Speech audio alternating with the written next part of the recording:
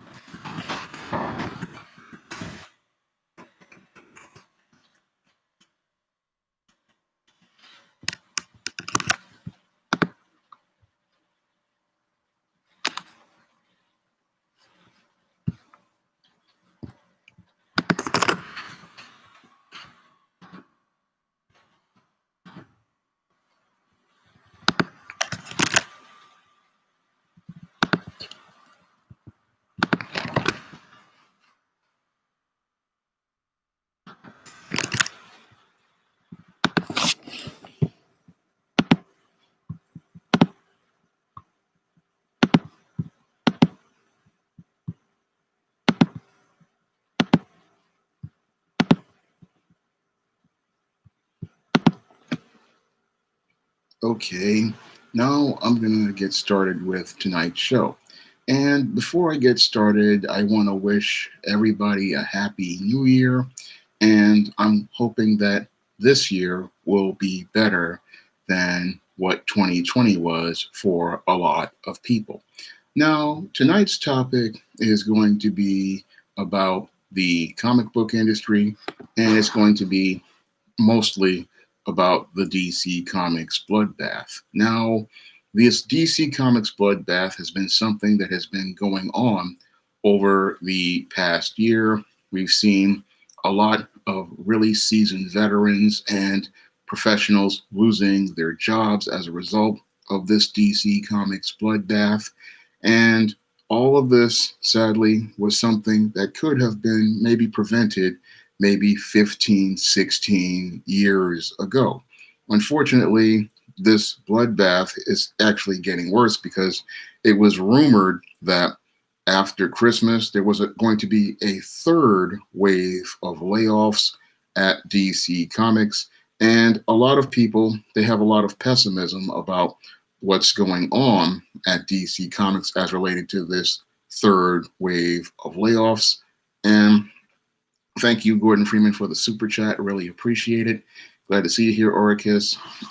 But after this third wave of layoffs, a lot of people, they are getting to the point where they're thinking the situation is really bleak at DC Comics. But to understand where DC Comics is right now, you have to understand where DC was about 25, 30 years ago. Now, 30 years ago, you had the comic book industry. It was at its peak and it was doing very well. I mean, DC Comics, even after doing gimmicks like the death of Superman, was in a very solid place. It had a very strong publishing division. It had DC Comics with its DC Heroes, as I see it, doing some of the best I've seen as related to the brand. I mean, DC in the 90s was a lot stronger structurally than Marvel in the 90s. If you really look at it, they had a lot of books that were doing six-figure sales, and they had a lot of mid-list books that were doing fairly well. So DC was in a very good place in the 90s, whereas Marvel was struggling. It was like bankrupt and it was still having issues, but due to their purchase of Heroes World.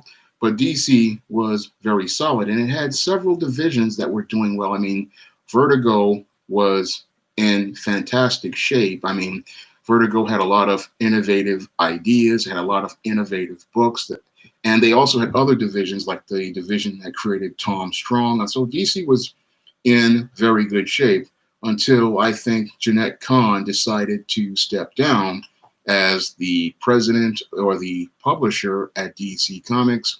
And then we entered the era of Dan Didio. Now, your Dan Didio really did not have any publishing experience, and they just brought him on because Warner wanted to try to make your comics just part of an entertainment division, not understanding that publishing experience is something that is essential to running a publishing division.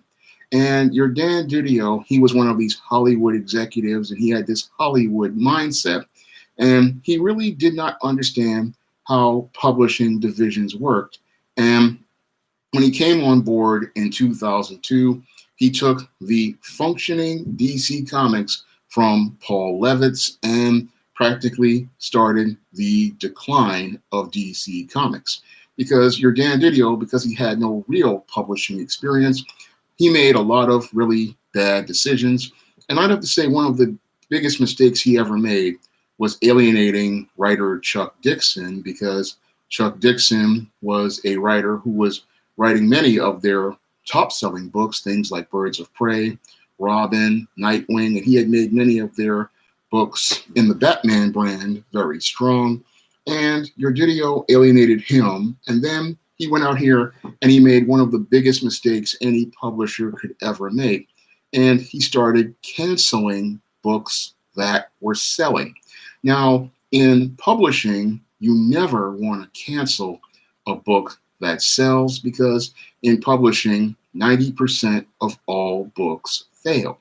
And if you have a marketplace where 90% of books fail and only 10% are successful, you want to go out here and make sure you keep that 10% of books selling. So your Didio wanted to go out here. He canceled books like Superboy, Robin, Nightwing, books that were selling in the six figures and doing very well, because he wanted to go in a new direction. But that new direction started the road to the decline of DC Comics, because when you alienate a solid writer like Chuck Dixon and push him out and then cancel books that are selling, you've just started the road to your comic book publishing house headed for a road to decline, because you've cut off out of that 10% of selling books, you killed 3 or 4 of those books that were selling strongly.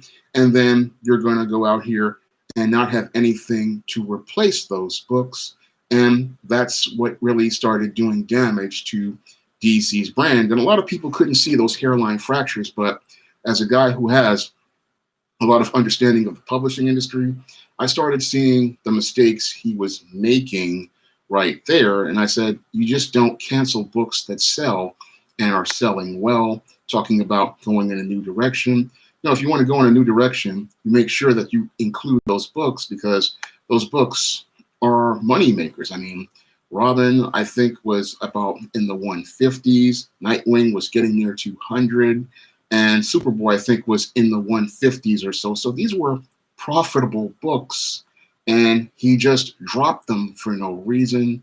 And it was one of the as I saw it, one of the most boneheaded mistakes that he made, because he did not understand how the publishing business worked. Now, after he does this, he then makes one of what I call the biggest blunders in the comic book business, and he goes out here and creates the event Identity Crisis. Now, this event Identity Crisis was meant to try to shock readers, and that attempt to shock readers, what that did was it really alienated a lot of old school comic fans, because he had this storyline.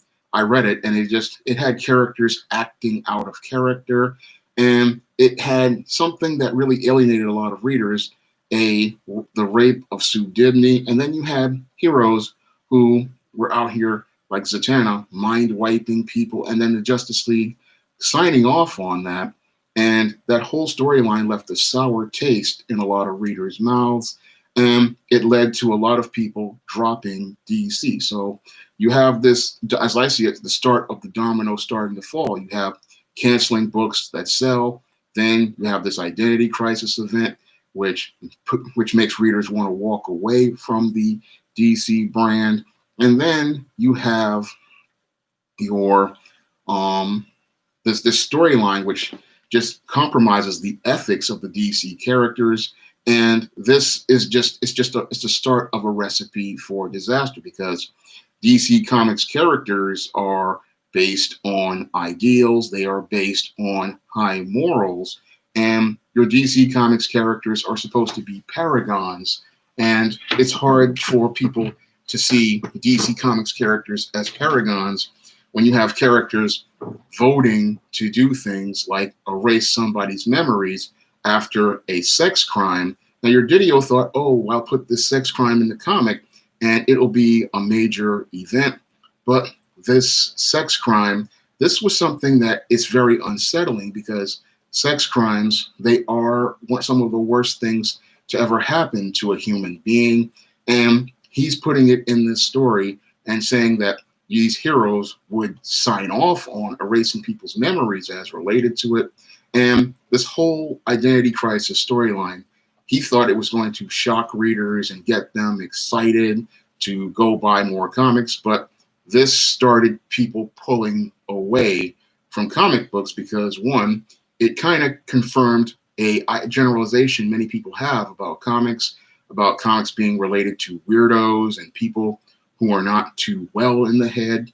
And it just turned people off. It soured people from DC Comics. And this was one of the worst storylines so far. And then he went on to do more events and compound it with more death, gore, and violence, killing off fan favorite characters. And it just led to, again, a domino effect of people walking away from the DC brand. So we went from books that were doing 6-figure sales to books that were doing 5-figure sales. And a lot of the B and C list books, they were starting to struggle. And this was all a result of bad editorial. And this just kept going on like a vicious cycle with event after event. And then they tried to fix it with events like Blackest Night and Brightest Day, but that didn't work.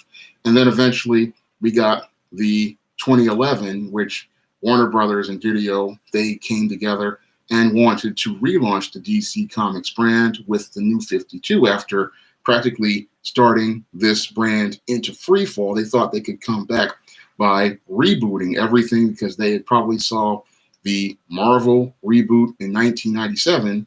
But what they didn't understand was that the Marvel reboot in 97, the market was a completely different place. So what they wanted to do was cross-market reboot with the New 52. And they also wanted to do the same thing with the Mattel brand, because the Mattel at the time had the license for DC Universe Classics, and they were going to try to do a whole cross-brand reboot. Unfortunately, many comic fans were not really happy about that, and that led to more people leaving as related to the relaunch. Yes, the first issue did well, but then after that, we started to see a huge 50, 70, 85% drop off on these books.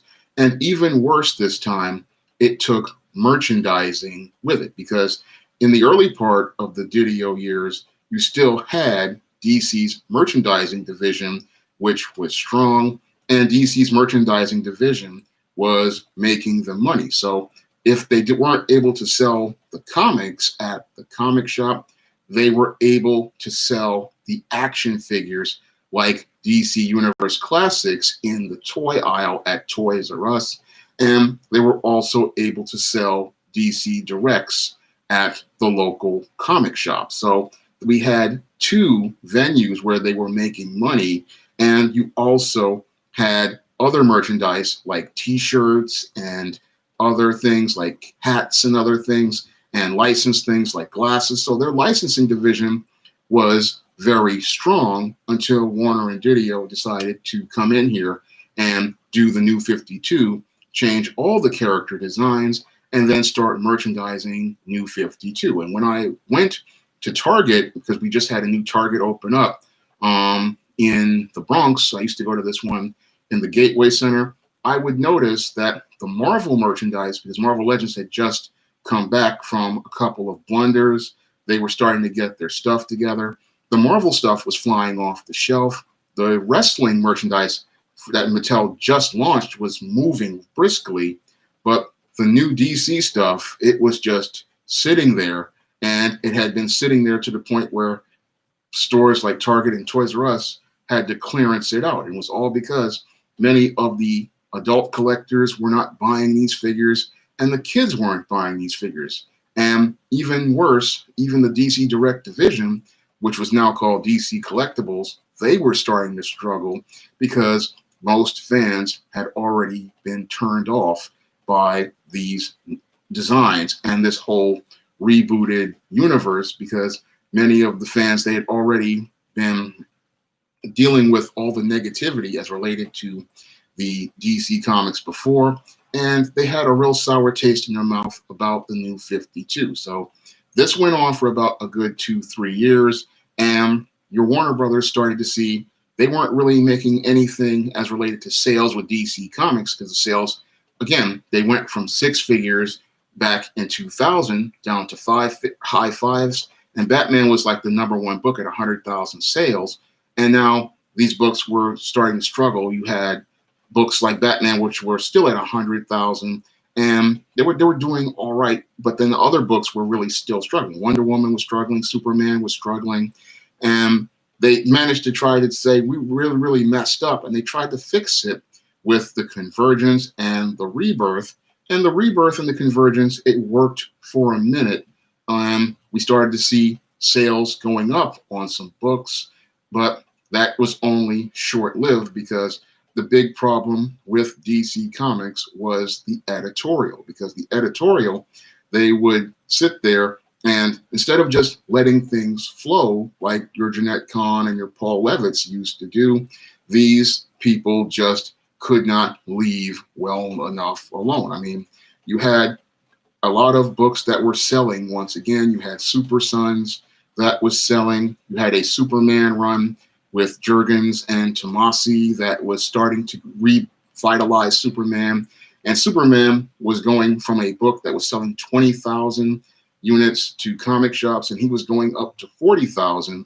And what happens with DC?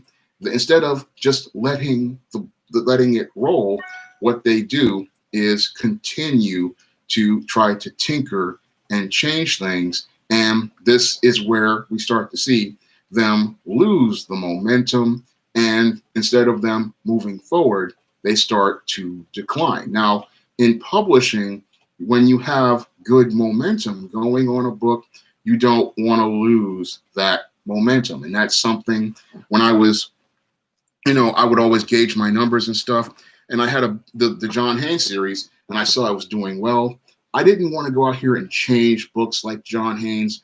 I said, I'm just going to just let it ride. And then when you're a publisher, when you have a book with momentum, you let it ride. And that was something I did with the John Haynes series. I mean, when I had the book, A Conversation with Death, I saw it was doing well. So I just kept the book, going in that same path. And I said, I'm just going to leave it alone.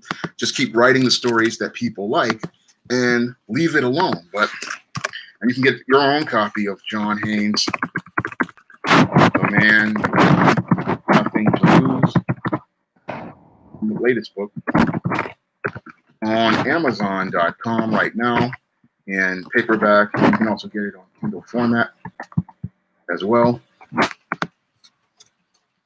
So you can get that book in paperback and Kindle format. But I just let the ball keep going. But people at DC, they would not let the ball keep going. They would not trust the team that was having the book actually increase its sales by 50%. I mean, you got Superman, who's supposed to be the world's most popular character, and he's at 20,000 sales, which is already bad. But what you want to do when that book is doing well, starting to do well, is let that book ride and let the momentum go on. But they didn't do that at DC. I mean, what they did was I think one of the new person left, Jeff Johns left to do productions, And what happened was Dan Didio wound up back in charge.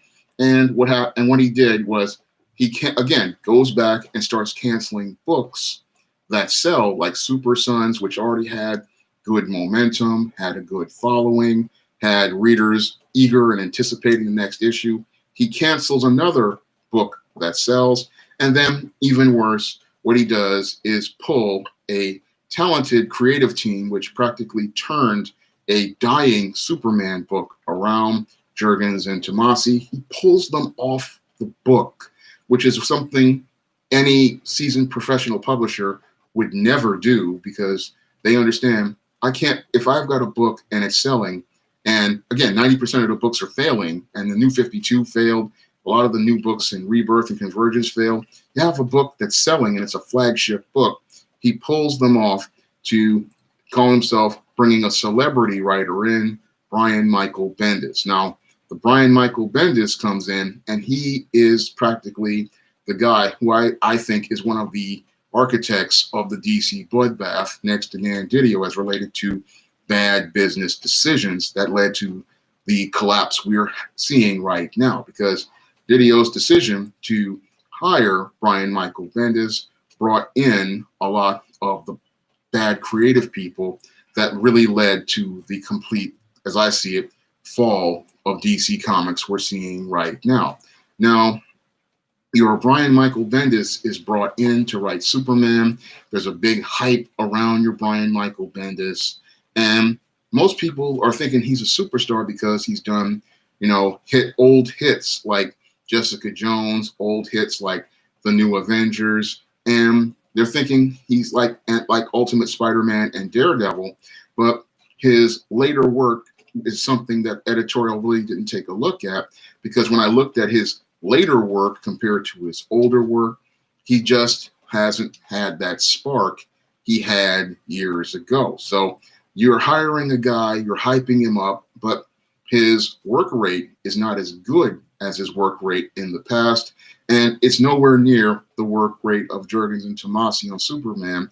They've rebuilt this character, got him in the right direction, and what they do is decide, we're going to bring this Bendis in because he's a celebrity and he's going to generate press, and they think that's going to generate sales, but they don't really understand how sales work, because they're following an old 90s model of these celebrity comic writers and celebrity comic artists. And in the late 2010s, that's played out. I mean, nobody is following celebrity writers and artists anymore. What people want is a quality story. And this was a major mistake that they made. And sadly, it wound up leading to the Superman book going into a sales decline. And at the same time, we have Tom King going out here. He was the writer of Batman. He was going to be another celebrated story writer. And as a celebrated story writer, he was on a turn where he, instead of paying off this Batman wedding, he decides not to pay the wedding off. And his stories start to see a suffering in quality. So you have two flagship characters at DC who are having terrible runs. Wonder Woman has never really gotten back up off the ground. And you have DC in a really bad place. And when the top tier books aren't doing well, and your Superman went again from 40,000 back to 20, your Batman went from 100,000 at the start of the 2011 all the way back down to barely 50,000, and Wonder Woman is at 20,000. These numbers are abysmal, and they have a whole impact on the overall DC Comics brand. So you have many of their top books not doing well, and then you have Brian Michael Bendis bringing in many of the what they call so-called woke writers who actually destroyed Marvel Comics over the last 4 or 5 years. They start leaving Marvel and they start heading over to DC. And you have your Kelly Sue DeConnick on Aquaman. You have a couple of other bad writers. I think one was on Wonder Woman. And these writers, they're just doing damage to these books. And the damage that they're doing to these books is taking already low sales to even lower levels. And this whole business model is eventually reaching this point of unsustainability. And at the same time, you had Warner Brothers, which was struggling for a while because they were having a lot of their movies were not doing well. And eventually, what happens is Warner Brothers cannot really sustain itself and eventually gets bought by AT&T. Now, whenever two companies merge, you're going to have a lot of redundancies. And when you have a lot of redundancies, you're going to have a lot of layoffs. And a lot of people would say, oh, the DC Bloodbath was attributed to bad sales. And yeah, it was attributed to bad sales partially. But when you merge two companies, you have two companies with a lot of redundancies. You have a lot of redundant departments. And when you have a lot of redundant departments, then you start having companies starting to lay people off. Now, your AT&T, they really wanted to use DC as an asset for intellectual property. They wanted to use it as part of building the streaming service because with AT&T being a carrier of cell phones, they wanted to have a platform for creating content on their streaming service. And what they saw your DC as is a place so that they could make these television shows. So they really thought they don't really need a publishing division like the DC Comics we have right now. Now, Warner, as an entertainment media company, they had no problem with a DC Comics publishing division because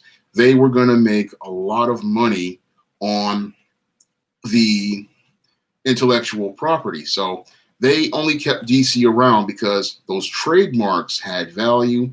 And in order to keep a trademark, you have to keep using that trademark every decade in order to show its value. So they could go out here and publish a lot of comics and have them lose money.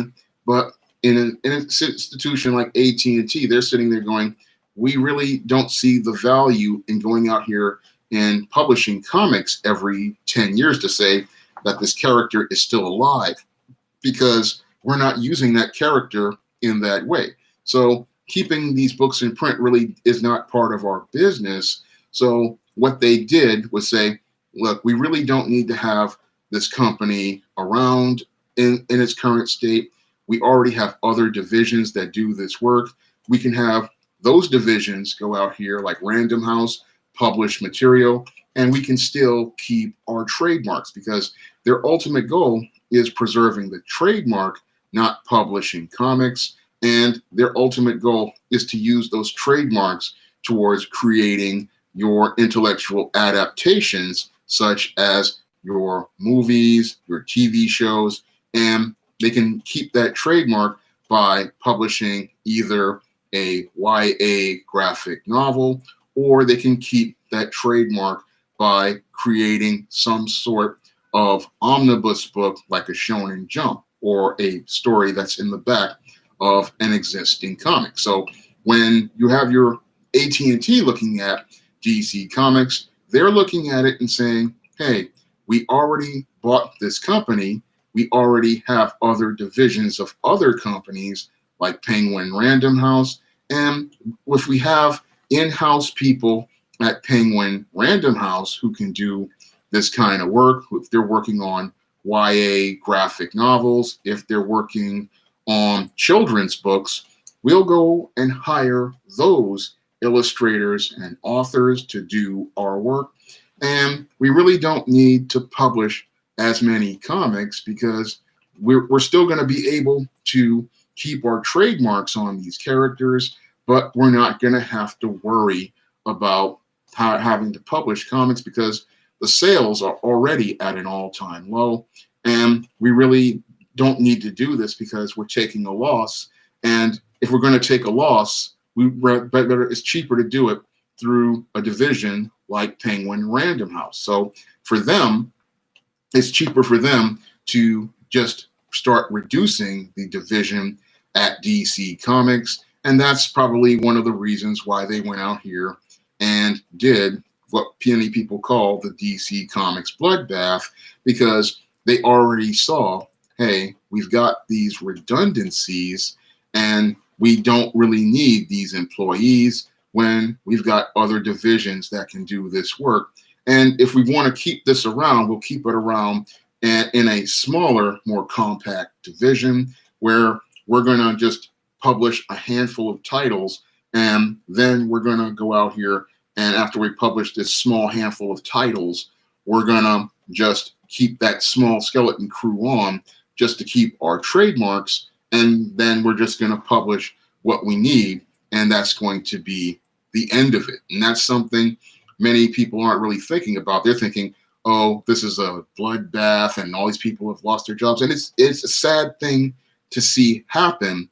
But the whole thing is, a lot of this was coming, and I saw it coming over 10 years ago. I saw it, I say, coming 10, 15 years ago. I wrote about the problems in the comic book industry about 2011. I wrote a whole ebook called An Analysis of the Comic Book Industry's Business Issues.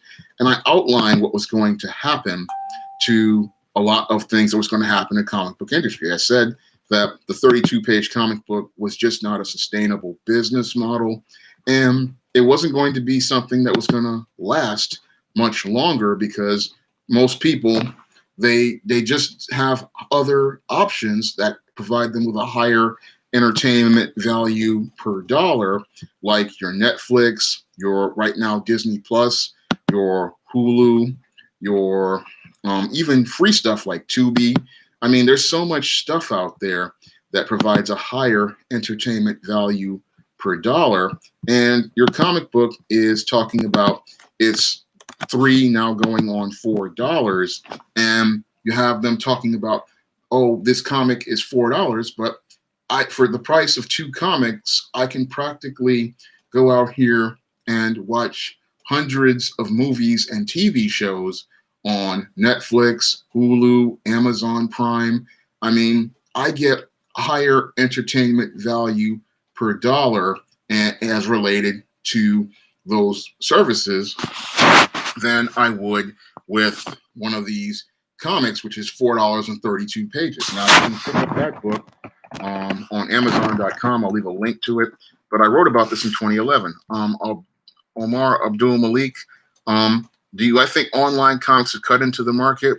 From what I've read, online comics really have not done much damage to the comic book industry. I mean, digital comics, most people, they've said it has negligible impact on the industry. So online comics haven't really hurt the business. The whole thing is that you have a lot of the big problems are you have editorial, which has had no vision, and you've had a lot of people who just really didn't understand the nature of the business. I mean, publishing is a business that if you have to really understand how it works. And the problem with the comic book industry is we have a lot of people who really don't understand how this business works. They don't really understand that you have to be very careful about the kind of stories you tell. And you have a lot of people who don't understand you have to have a plan for the books that you go out here and produce. So a guy like me, I understand how that works. I mean, I had written a lot of men's issues books, like nonfiction, like The Man Crisis and Stop Simping. And I had a large male audience. So when Mike Williams came to me and we were talking about issues as related to men, he said we needed some images and stories about men that presented a positive image of men. And I sat there and they said, okay, I'll do the John Haynes series. And I did the John Haynes series, and the books have done very well. And again, I understood who my core audience was. But in today's comic book market, we have a lot of people who really don't understand anything about the whole structure of creating a book. And when you go out here and create a book, you just can't have a concept. You also have to have a marketing plan for what audience you're going to go out here and sell to. Thank you, Omar Abdul Malik, for the super chat. I really appreciate it. And if you want to donate to the super chat, you can do so as well. And if you want to donate to the Cash App, you can donate to the Cash App as well. That's how I stay on the air, and that's also how I pay for things like book covers and go out here and do things like live streams like this. So a lot of people in the comic book industry, they go out here and they want to promote books that have no audience. And I'm sitting there going, you have to think about who you're going to sell to. For example, when I wrote the novel Eternal Night, and this book took me 2 years to write, the first core audience I thought of was women, and I know that women love vampire novels, and I also know that Black women love vampire novels as well. So I had two audiences right there. And I also had an audience from the Spinsterella trilogy books, women in the goth subculture. So I had a good female, a large female audience. And I also had a good male audience because male audiences like horror. So when I did this book, I had a plan for who I was going to sell to. So I had a core audience and I had several sub audiences. So when I go out here and I do a book like Eternal Night, I'm not just writing a book for the sake of a book like a lot of the what they call SJW woke crowd does because they want to do representation. No, I come out here and I say, okay, I'm writing a book about a Black female woman who becomes a vampire and enters the world, the dark world of vampires. And I said, who am I going to sell this to? And I had audiences. I had the horror audience. I had the female audience. I had the goth audience. I had the Black audience. So I had 4 core audiences I could sell this book to. And I went out here after I went out here and had my core audiences, I then started my marketing plan. And part of my marketing plan was understanding a concept many in the comic book industry really don't understand. You only get one chance to make a good first impression. So a lot of people in the comic book industry, they don't really understand that concept of making a good first impression. And this was something that I knew when I went out here and I learned the hard way when I was doing my hand-drawn covers. And then I went out here and after I got those responses, I decided to regroup in 2014, starting with Isis Wrath of the Cyber Goddess. I sold a lot of my old toy merchandise on comic merchandise on eBay, hired Bill Walko to do the cover, and started building momentum. So I started saying, I got to start improving the quality of my product. But DC Comics, multi-billion-dollar corporation, and Marvel Comics, they weren't really thinking about making that good first impression. No, they were thinking about generating controversy on websites like your Bleeding Cool, your CBR, and many of these other places. And they were sitting there thinking, oh, I'm generating controversy, and this is going to generate sales. It's like, yeah, it's generating controversy, but you have people arguing on message boards, but those people are not heading into the comic shops, and that's just something you don't want to do. You don't really want to go out here and have people generating controversy because this is not giving people an incentive to go to the comic shop. You get one chance to make a good first impression, and you want that to be a strong impression that has people anticipating your next book. And the comic book industry, they've been so used to this whole controversy model because it generates a lot of people talking on message boards, but they're not looking at their sales numbers. Now, when I go out here and I market a book, I one, have that core audience planned, understanding what I'm going for, and 2, I'm going out here with an ad campaign to really start to get people intrigued to go out here and buy the book. So I remember 2 of my successful campaigns, the one I did for Spellbound back in 2016 and Eternal Night.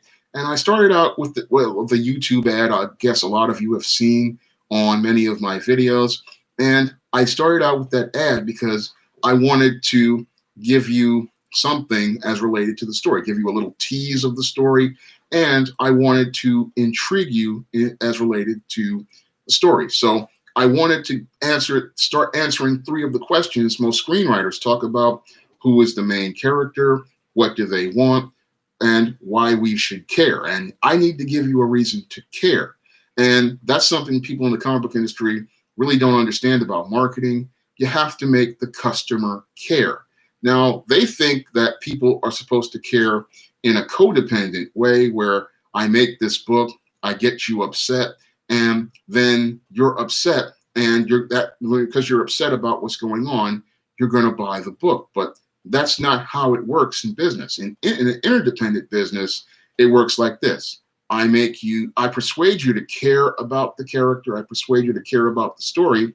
And as you're listening to what I'm saying, it's giving you an idea of what's going on. And then you want to go out here and buy it because I'm presenting you with the product. And then if you like the product, you go out here and buy it. But what the comic book industry wants to do is create this codependency by doing things like killing popular characters off, mutilating characters, alienating people, and that doesn't really give me a reason to actively go out here and buy the book or go out here and like the characters. So they're not making the customer care, and when the customer stops caring, the customer stops buying. So this is something that led to, as I see it, the complete decline of DC Comics, is that they stopped making you care about the characters, because what they didn't understand is a lot of these characters were like people's friends. And when you go out here and hurt people's friends, and you have editors like Dan Didio saying, I don't like Nightwing, that really does not give people an incentive to go out here and buy the books. You don't have people out here saying, hey, I want to go out here and buy this book. I mean, if you're just going to do horrible things to the characters, it just doesn't give me that reason to get excited. It doesn't give me that reason to start thinking about buying these books. And even worse, you start having these far left types. They're thinking about promoting their politics in the books instead of going out here and thinking of the book as a product and thinking of a book as it's something that will not only advance DC Comics business, but also advance their careers. Do I use an agent, Omar? No, I don't use an agent. Everything that I do in SJS Direct is me. So everything I do that you see here, I do on my own. Farside, I'm glad to hear you got John Haynes, the man with nothing to lose. I think you're going to really enjoy it. I hope you enjoy it. It's a book I really put a lot of heart in, and I really wanted this one to be the book that gives you a strong impression, because I understand that this is the third book in the John Haynes series, and the third book is very important because this is the one that starts to cement the storyline, and it also is the book that has the strongest impression. Because what I noticed in comics is that most people, they'll drop a book by the third issue if it's not good. So that third issue, you really have to have a strong first impression in order to really start to really move that momentum forward. So Z-Ken, what inspired the man with nothing to lose? It was inspired by stuff that happened in my life. And it is inspired by, because I was out of work for a long time, and I know what it is to be a man with nothing to lose. So that was one of the things that drove it. And I also wanted to show how when you have two sides to being a man with nothing to lose, being a man in the world with nothing to lose, and being a man who follows God and having nothing to lose, because spiritually, you're assured by God in your steps. So I came up with it was like a collision course. You have a man in the world, and then you have John, who's a follower of God, who's going around, and he has to face this irresistible force in the block. And it's like two forces coming up against each other. So I wanted to show how there are two sides to having nothing to lose, and I wanted to make it in an action-packed story. And that's something I really wanted to do with this kind of story, because if I did comics, that's what you would get in this kind of story. I wanted to have a villain who was a credible threat. I wanted to have a lot of action and adventure.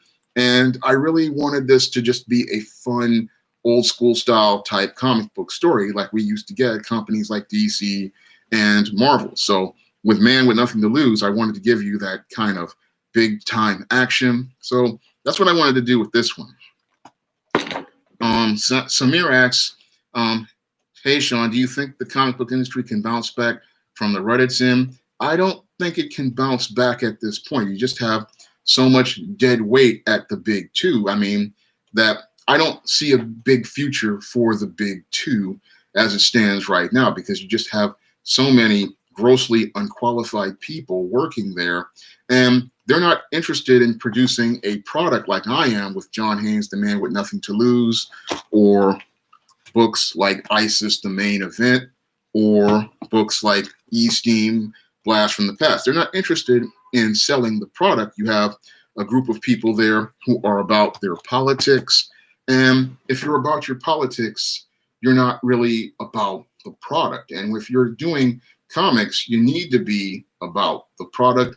And you have to understand that in this age of social media, you have to be the one selling the product. And one of the big problems I see with the comic book industry is editorial isn't selling the books, and the creators themselves aren't selling the books. And the creators, a lot of them, they think that they're superstars on social media because they have a following, not understanding that you need to use your ability out there to sell your books. I mean, your ultimate goal, if you're a professional writer, is to go out here and sell, and you need to get those numbers up in order to be able to book your next job. And a lot of what they call the SJW comic pros out here, they're not understanding that publishing is about sales. If you're a writer, if you're an artist, you're a colorist, you're a letterer, your job is to sell the book that you're on so that you can book the gig for your next job. Because the only way you're going to get your next job is if you go out here and you can say, oh, I was on this book that sold 50,000 units, 100,000 units. That's going to get you booked faster than, oh, I was just on Superman book. And then the guy looks at it and goes, oh, you were on that run that barely sold 20,000 copies. Then it's going to be hard for you to get that next gig. And when you're in this business, you have to understand that the gig that you have right now is going to get you your next gig. But unfortunately, many of your woke types and your SJWs, they are all about pushing identity politics and their agenda, not understanding that in the freelance business, your whole goal is to get your next job. So when you're on a comic, your job is to just make sure that this book is the very best. And you want to make sure this book is the very best because this is what other publishers are going to look at. This is what is going to get you booked on your next gig. And this is what's going to get you your rent paid. And a lot of these people who came into the industry, they were taking their lives for granted because they got in through connections, they got in through hookups. It was about who they knew, and they didn't understand that it doesn't, if you can talk about who you know, but in the business world, they're looking at your numbers, and if your numbers are not good, your numbers are going to be the thing that sinks you. Because saying you were on Aquaman in a run where it was barely selling 8,000 units is not really telling anybody anything. If you say you're on a run of Aquaman that says 200,000 sales, that's where people are going to say, hey, I want to go talk to that guy. He's looking pretty solid. If he can sell 200,000, he can come over here and maybe I can get 150, 200,000 myself. And that momentum can move my books. But a lot of these people, they just did not understand how this business worked, because a lot of them really did not want to be here in comics. A lot of them were just using comics as a stopgap in between their next gig, like your son Amanat, who came off the Obama administration. She was just using comics as a stopgap over at Marvel, and many of these woke SJW writers, it was just filler for them to come in. They don't see comics as a business, and they use platforms like Twitter and Facebook to promote their identity politics, whereas a guy like me, who sees books as a way of making a living, I see books as I have to get out here and grind. I have to get out here and hustle. I have to get out here and promote practically every day, either through ads that I put on my videos or on places like Facebook and Twitter. I'm out here selling every day. And the reason why I want to sell is because I want to get the numbers up on my books, because if you have strong numbers can get you other gigs. And that was something I heard Tim Seeley talk about on Twitter a while back. He said, when you're doing comics, you have to keep looking out for your next job, because your next job, it is not guaranteed. I mean, in some ways, because I know how this business works, because you can have a job today and that job can be gone tomorrow, and even a book that they announced can wind up getting canceled. So this can happen in this business all the time. I mean, you'll be on a project and the project will be going along, and then all of a sudden it can get canceled because there's a budget issue at the house, or there's a problem as related to the sales on the book, or the fact that they need to trim the catalog. And that segues into a point I heard about, all these DC books getting, a lot of people not knowing that these books were going to be, these people were going to lose their jobs on these books. And that was something that I know that just wasn't true, because in publishing, usually these books are advance solicited 3, 4, even 6 months in advance. Because when I did Eternal Night just a couple of months ago, 5, 6 months ago, I advance solicited this book way back in, I think, August or something like that. And I advance solicited this book a long time ago, had pre-orders up on Kindle. And I know for a fact, if I'm doing this on an indie level, that DC is doing it on the same level. So those people who heard about these books not making it, these people were already paid. So in publishing, it's like this. If you have a project and it's in the advanced solicit stage, usually those books have already been paid for, and the publisher can do with them as they please at that point. I mean, it doesn't really hurt you when they cancel an advanced solicit. It hurts the publisher, because the publisher has to eat the cost on that book. So a lot of people are like, oh, it means DC Comics is messed up, their editorial is messed up. But that's not the case at all. When you have a publisher and they are saying that, oh, this book has been pulled, that's been pulled maybe possibly like at AT&T, probably because of budgetary reasons, because, again, the company is shrinking and they would rather not spend the money printing this book. So they say, okay, what we're going to do is shelve these books, because we don't want to go through the printing and shipping cost on these books and take a further loss. So what we're going to do is shelve these projects. And these people were already paid, and they probably, even though the editor was fired, they probably already knew they need to be looking for another job. Because, again, in the freelance business, it works like this. Hey, computer robots, glad to see you here. Talking about DC Comics and the state of the comic book industry. But in the freelance business, every creator always knows you just can't count on that job. You can't count on that money. Usually you work from project to project. And if a project is going good and it's making money, you know to save your money, because you don't know when this project is going to end. Now, you want this project to be successful, but you're always looking for another book, because you know that this book it might get canceled at the pre-production stage. It might get canceled even before the first issue launches, because sometimes a publisher runs out of money. Sometimes a publisher has an issue with rights. Sometimes a publisher has a problem where they can't really get a quality artist on the project. And sometimes a publisher, they just don't have it in their budget to go out here and add another title to the catalog. So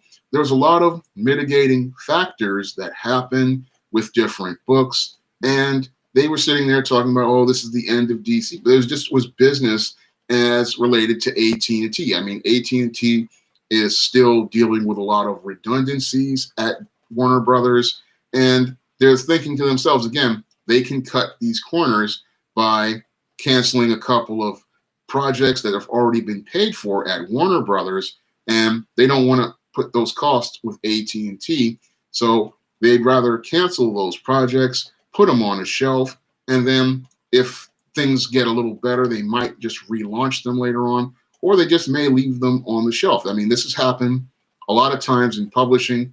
A lot of times a publisher will go out here, buy the rights to a book, and then what will happen is they say, oh, we don't have any room on the schedule, so we're going to postpone that book. We'll put it on a shelf for a while. And then sometimes you just don't have the money for it, and you just say, we're just going to leave it alone. And then maybe a couple of years later, the rights revert back to the author. Then the author goes out here and he can shop that book around again. It happens all the time in trade publishing, where you'll have a book that will just get bought and then wind up it'll wind up announced on the schedule, but then they don't have any money in the budget. So they decide, okay, we're going to postpone that book. It's by a mid-list new author, so we're not going to really go out here and invest money into it because we don't want to lose money. So we'll put that book on a shelf and push the book of somebody who is a little bit more A-list, or somebody who is talking about a topic like in nonfiction that we know we can sell. So what's going on, Gboot2786? Glad to see you here talking about DC Comics and the state of the comic book industry. So they'll shelve a book, and it happens all the time. But you had a lot of people like the guy at Bleeding Cool talking about, third wave of firings, DC Bloodbath. And that's not really a bloodbath. It's just the way the business is running right now at Warner Brothers, because Warner has been bought. And again, canceling books is just part of what happens when you have redundancies.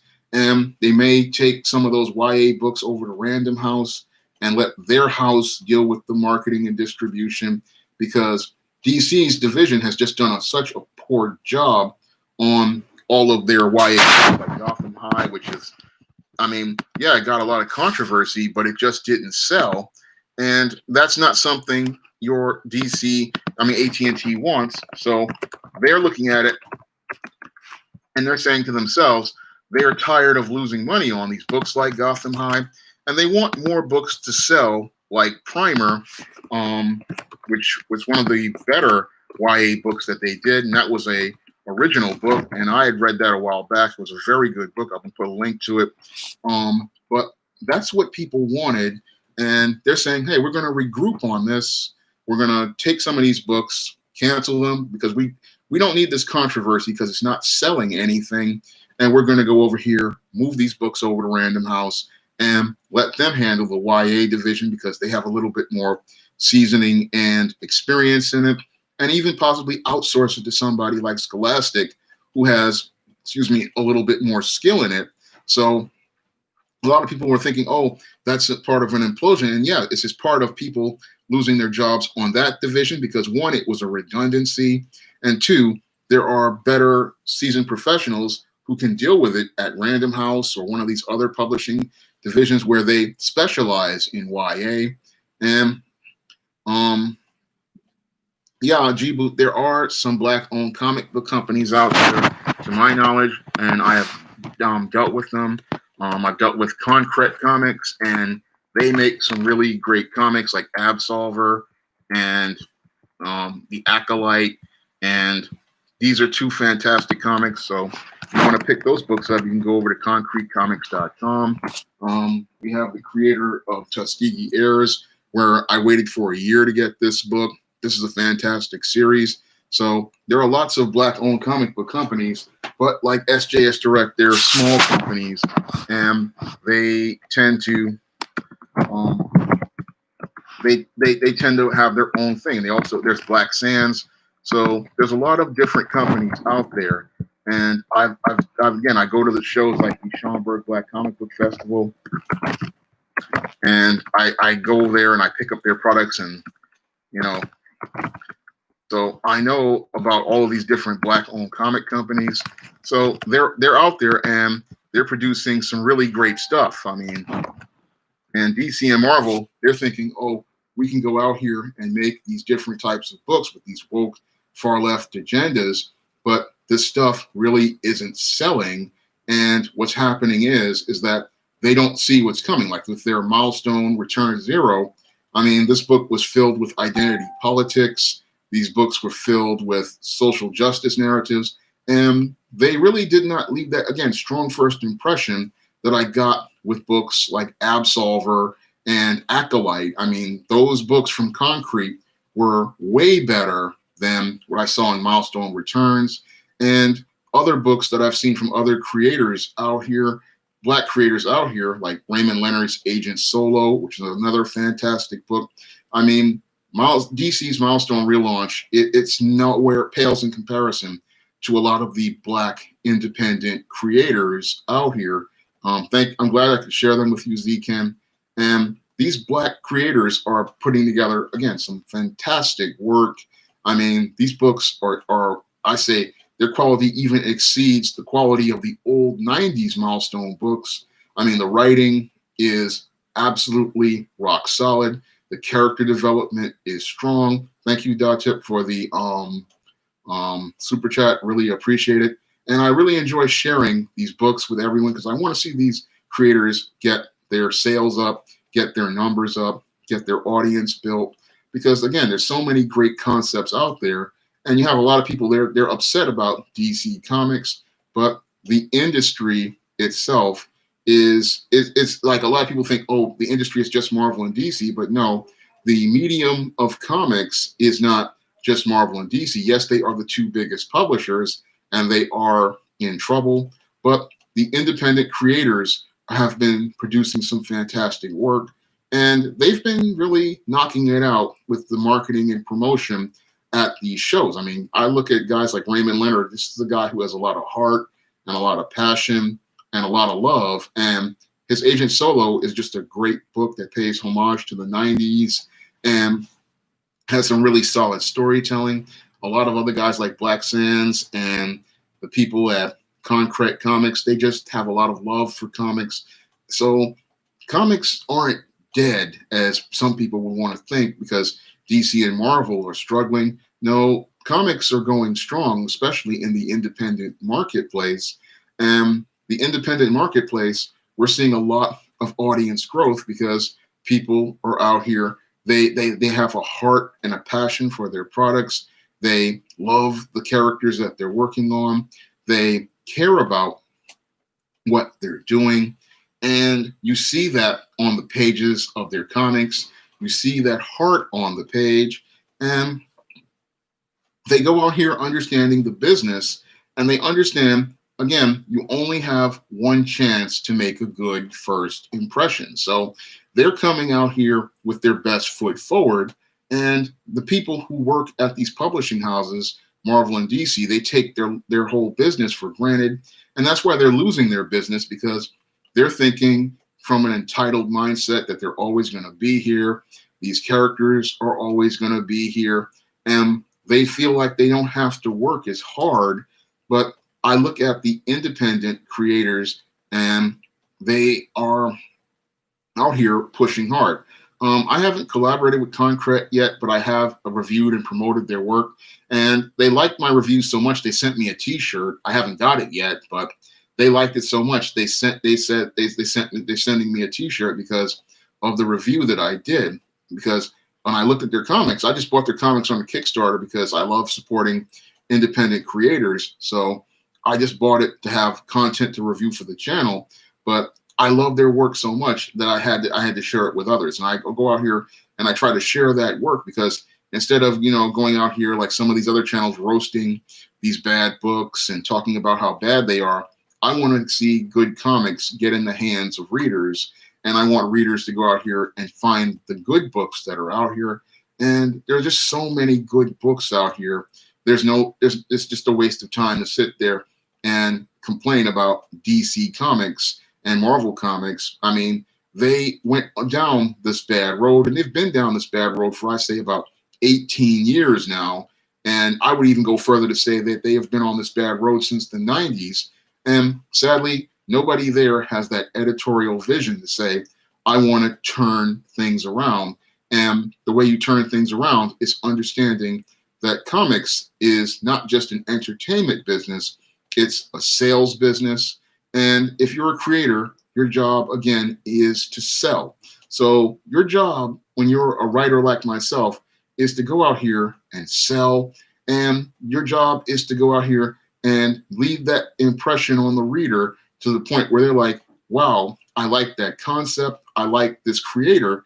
And you really want to make it where they get excited about that book. Samir, what comics do I recommend? I recommend, you can go out to Concrete Comics and get their Absolver and the Acolyte. You can get Tuskegee Heirs. You can get Omega Black. There's just so many great comics out there that you can pick up. There's Sister Mercy, which is done by a guy in Canada, a fantastic comic. Josh Howard does T-Bird and Throttle, which is another great book, which I think is one of the best comics I have ever, read in this 2010s. I call it one of the best comics of the 2010s. T-Bird and Throttle from Josh Howard. Let me see if I can find his website.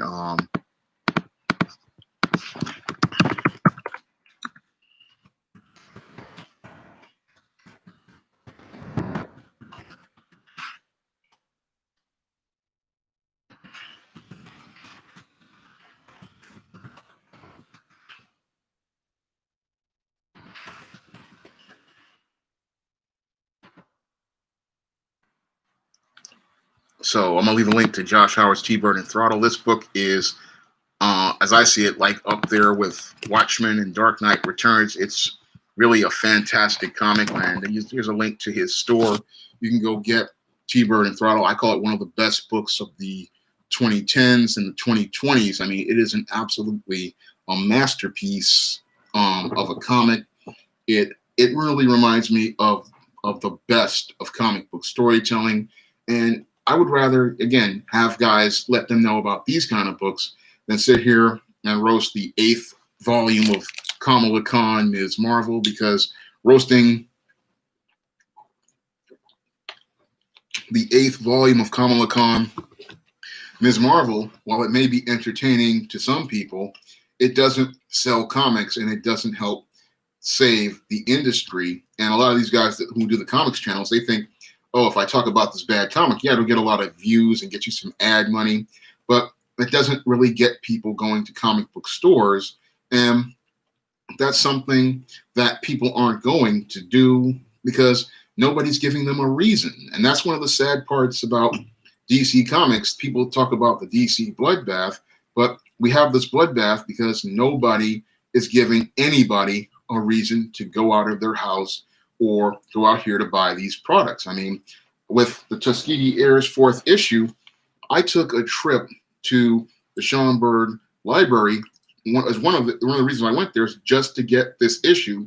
Unfortunately, the creator didn't have them printed at the time, but I waited an entire year to get this book. I mean, you want people to have that type of excitement for a book that they will practically go to the mail and, spend money to go get your book. I mean, you want people going out here looking for your book.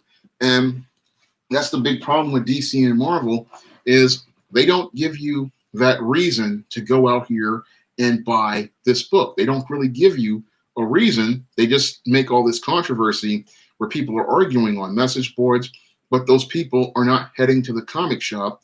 And that's why a lot of the comic shops are suffering right now. So I'm not familiar with those books, Neostar. I'm not familiar with Micro Wars or Holger, but I'm familiar with a lot of other different books, but not those.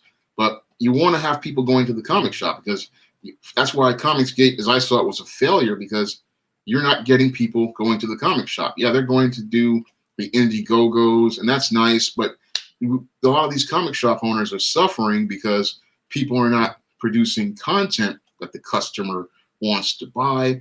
And I remember back in the day, again, these comic shops were making good money because people were dropping $100 a week at these stores. Some people were dropping $200. Some people when they were buying figures, they were spending $300, $400, $500 at these shops.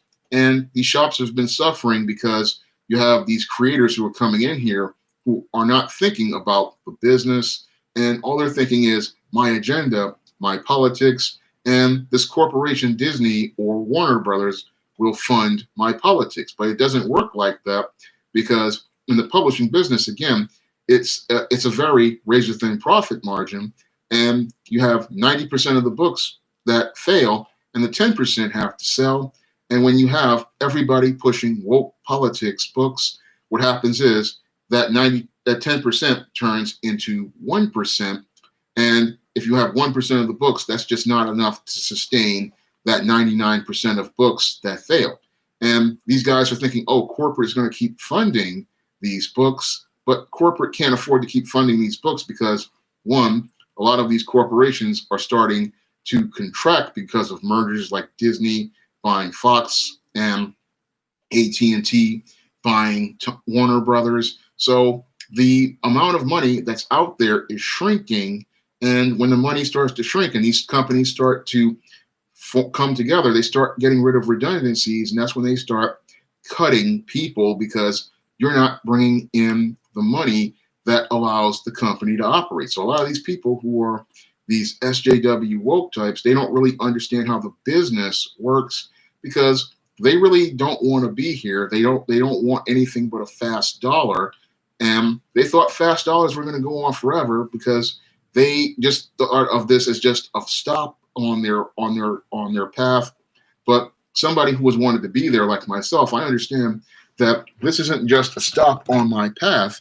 This is my career, and I have to go out here and sell books, not to get the company up, but to keep my career going and to be able to get other jobs and book other jobs. So if I have a book that sells 100,000 units, that's a plus for me, because that's going to get me another gig at another company. And those people who bought that book, what they're going to do is head over to the other company to pick up my next book.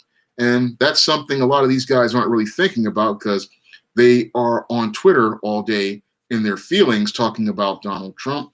But I've got no time to talk about Donald Trump. I mean, if you go to my Twitter, I might talk about a wrestler here or there, or I might make a general point. But most of the tweets that I do are practically the same tweets, just trying to sell books.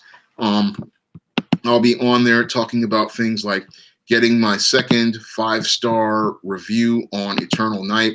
My second 5-star ranking, which I just got this today. I mean, that was a great New Year's surprise. I mean, I got my second 5-star ranking on Eternal Night.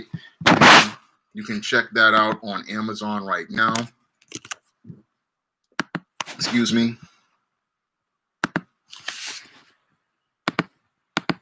So that book got a second 5-star ranking, and you can get that. You can check that out right now. The first book I ever published was ISIS back in 2002, and I wound up having to republish it in 2011 after the print-on-demand company I was working with. They just decided to give me the rights back. So that book has been. That was the first book I did, and it's not as good as some of my later books, but that was the first book I published way back in 2002. Thank you, J-Dog, for it. I really appreciate the super chat. So that was the first book that I did. And from there, I went on, did a book, Cassandra Cookbook, that was critically acclaimed but didn't do well. But then I retooled it as a recipe for success, and it did okay. And then I did Temptation of John Haynes. And from there, I just went on and on and on. But the whole thing is that you have a lot of people in the comic book industry, they really don't understand, again, the business of publishing, and that's from the top to the bottom. And because they don't understand the business, that's why the business is suffering. And sadly, we have a lot of seasoned veterans who lost their jobs, but a lot of those people lost their jobs, sadly, because they were not taking the business seriously.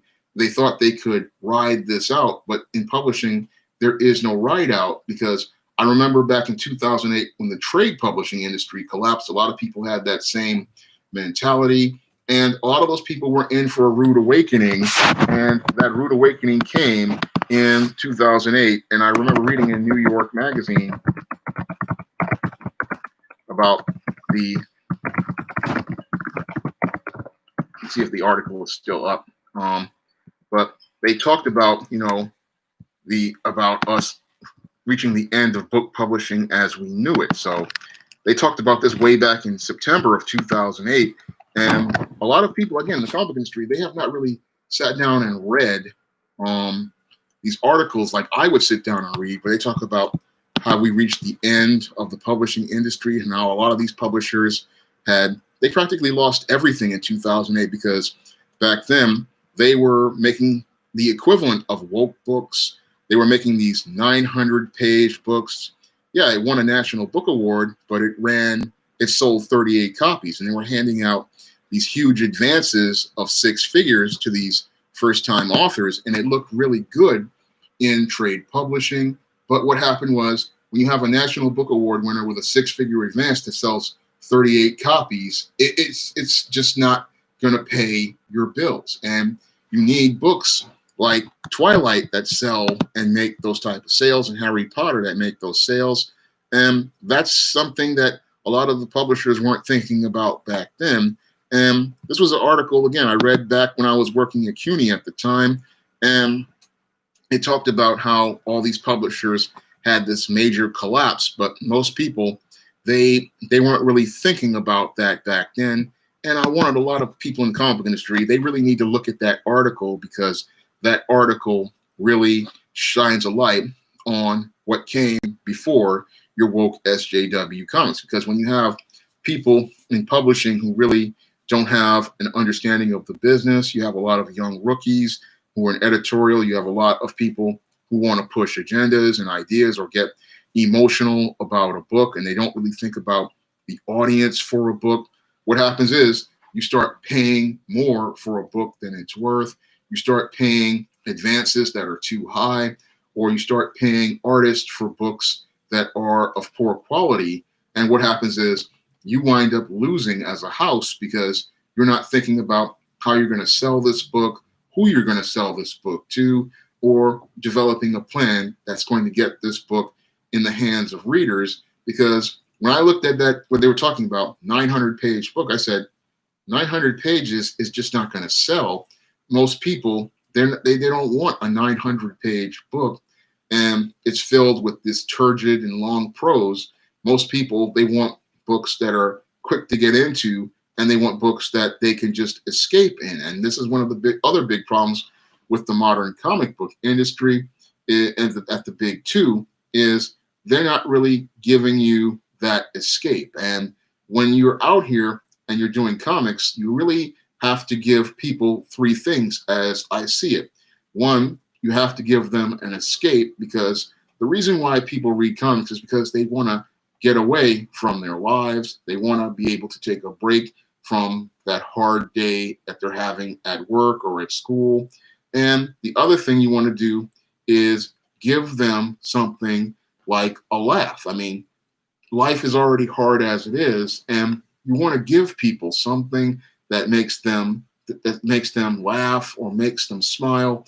And that's one of the things people, when they go to a comic store, they want to smile. They want to anticipate getting that next book, and they want to get that laugh. They want to get that smile, and they want to have some joy in their lives. I mean, and a lot of today's comics, they give you these angry characters, these bitter characters, and that doesn't sell, because people already have enough hard stuff in their lives. I mean, we have a pandemic going on.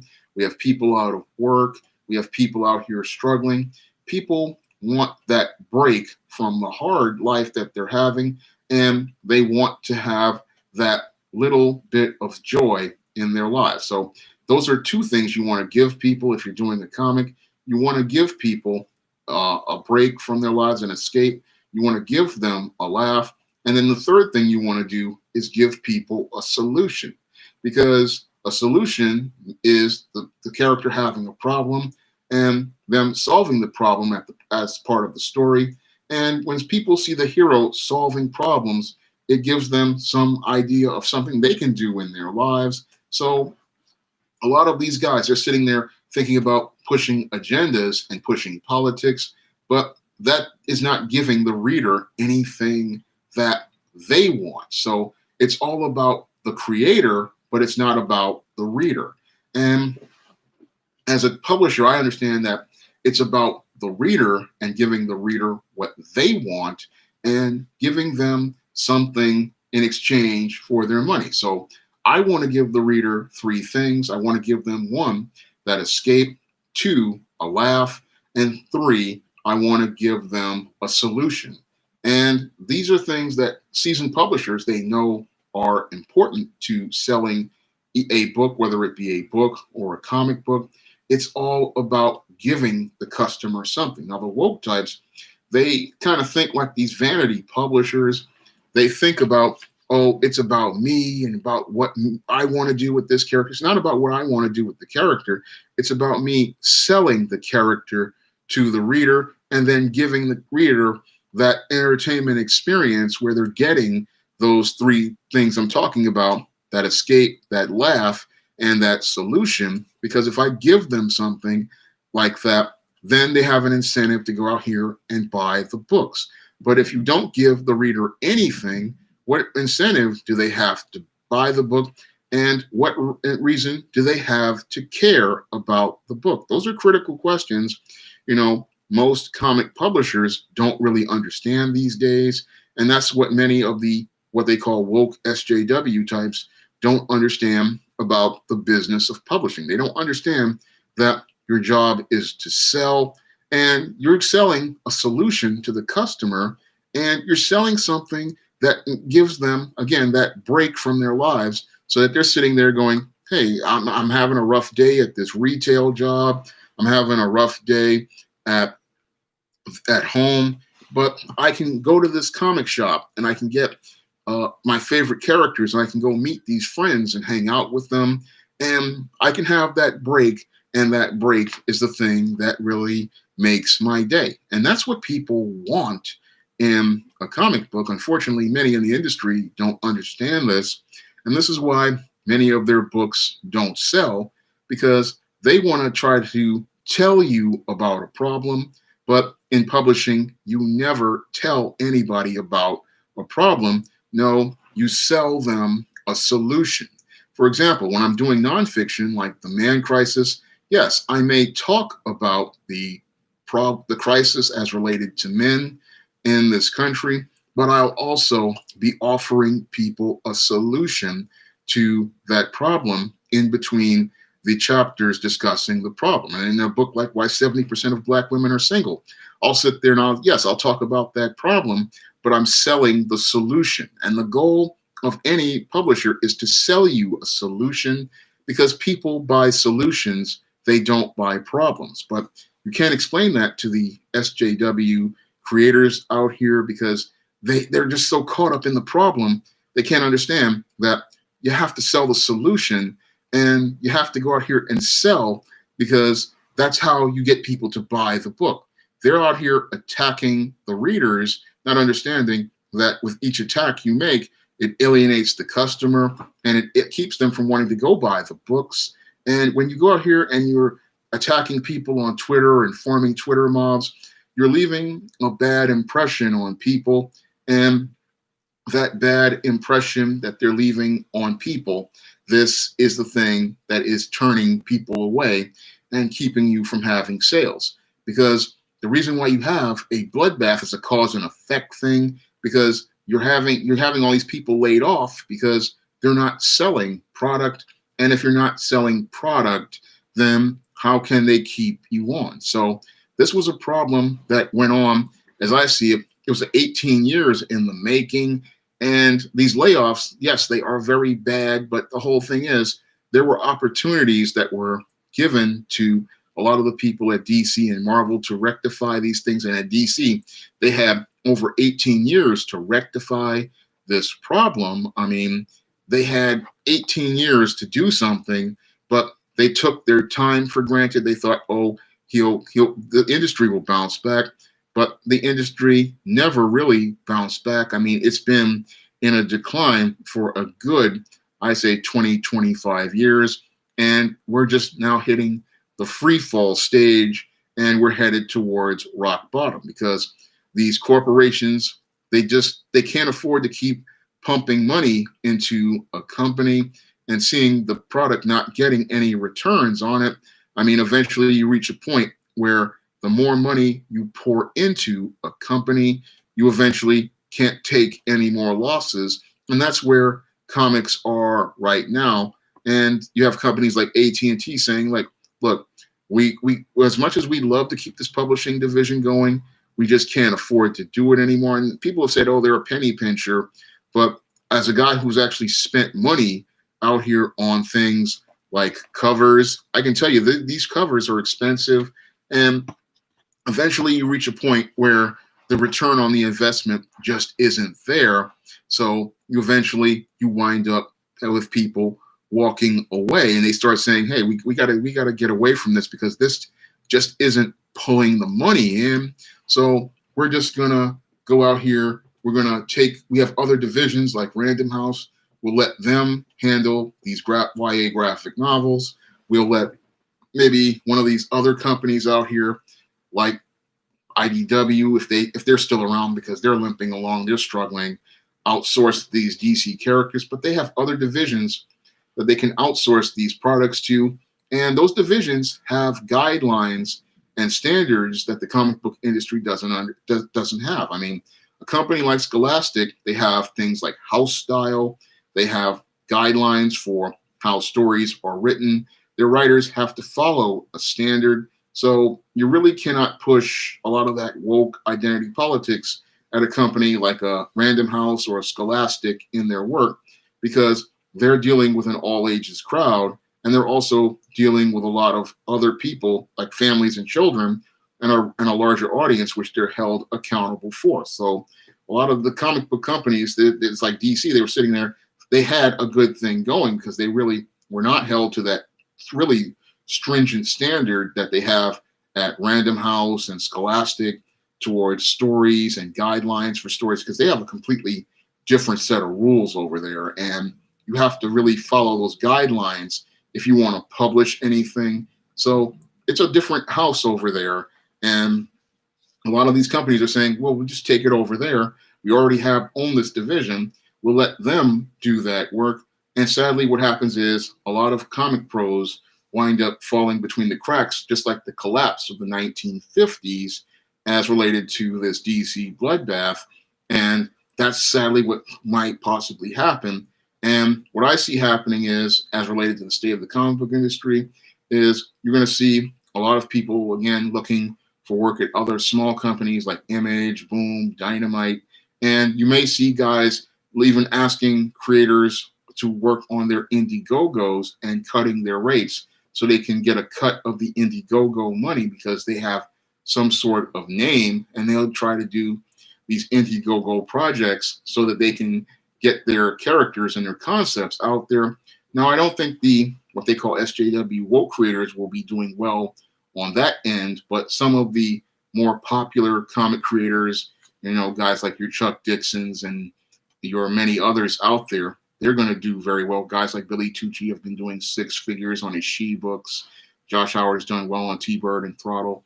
So there are a lot of creators who are going to, if they can go that route with crowdfunding, they'll be okay.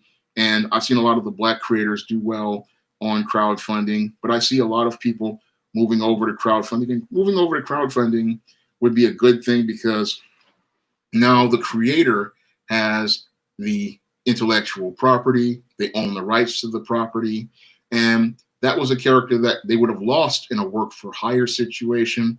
So I see that as a positive because now the creator is getting more control over the character, the creators are getting more control over the rights, and the creators are going to have an opportunity to build wealth, because when you're in a situation where you own your characters and you own your property, you can go out here and do things like I did when I hired Go Walko to do the Eastine No Good Deed strip, which is in the back of Eastine Blast from the Past. You can make your own comics and you can get all the profits for yourself And while you don't have the distribution of a DC or a Diamond, you can still get exposure for your characters. Now, this strip is a sneak peek of what we would be part of an SJS Direct comic, and it's part of Easting Blast from the Past.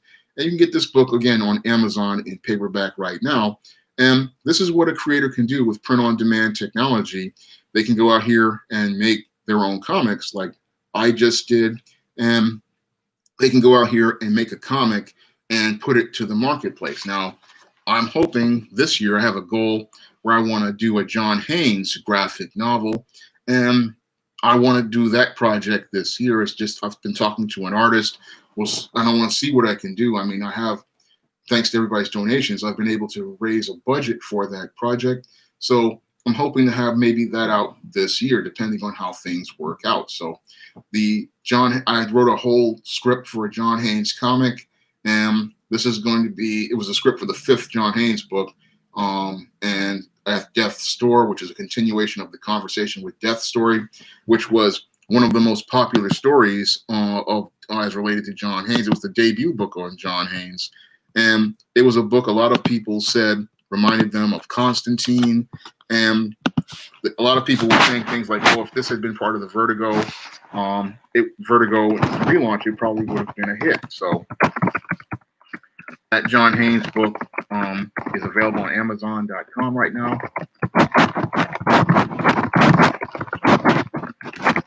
So people have told me that book could have easily been the breakout for Vertigo's relaunch had it been part of that relaunch in 2018. And Mike did a fantastic cover on it. And that story was only 25 pages, but people loved that book so much. And it was one of the stories that people love so much. So I wanted to do a follow-up. I wanted to do a comic of it to see what it would look like. And the East Team story would be the backup story in the comic. But that was something that I wanted to do. And it's something that I see, again, as part of the changing comic book industry, creators taking more control and creators having more creative say as related to their projects because they own their projects right now. Now, the DC, I see them, again, they're in decline, but they may actually have a plus to that because right now, as I see it, too many comic publishers like DC and Marvel have too many titles in their catalog. And when you have too many titles in your catalog, it's hard for anything to sell. Now, they talked about DC, dropping their titles from 52 to 34. Well, I always thought they needed to drop their titles down to maybe 16 or 24 because the less books you have out here, the more reasons you have customers to buy them because fewer titles can create more demand because it makes people really appreciate the characters and it makes them really appreciate the stories. And on the creative side, it makes people want to compete for jobs. So instead of us getting these, what they call woke SJW writers who want to push agendas, you have people competing for a job because they understand that if their book doesn't sell, they are going to get replaced. And if their books don't sell, they're not going to be there because when the catalog is tight, what happens is you have people fighting for that next job. And if your sales numbers just aren't there, then what happens is those people start thinking, the creatives, like the artists, the writers, letterers, and inkers start thinking, hey, I got to put my best work out here because I'm not going to be able to keep this gig, nor am I going to be able to go out here and book the next gig. Because when you have a lean catalog, what happens is these books really have to perform. And the reason why they have to perform is because these creators know that they can be replaced at any minute. So these woke SJW types, they can't take that for granted in a lean catalog because when there's a lean catalog, there's stiff competition and there's guys submitting things at cons to editors. There's guys submitting things online to editors. There's stiff competition. And if these guys can go out here and show that they're good and they can meet a deadline, you could wind up out of work like that, especially if your numbers start to go down. And that's something that many of the woke SJW types who want to just use comics to coast on because they really don't want to be here. They just want to get a fast dollar.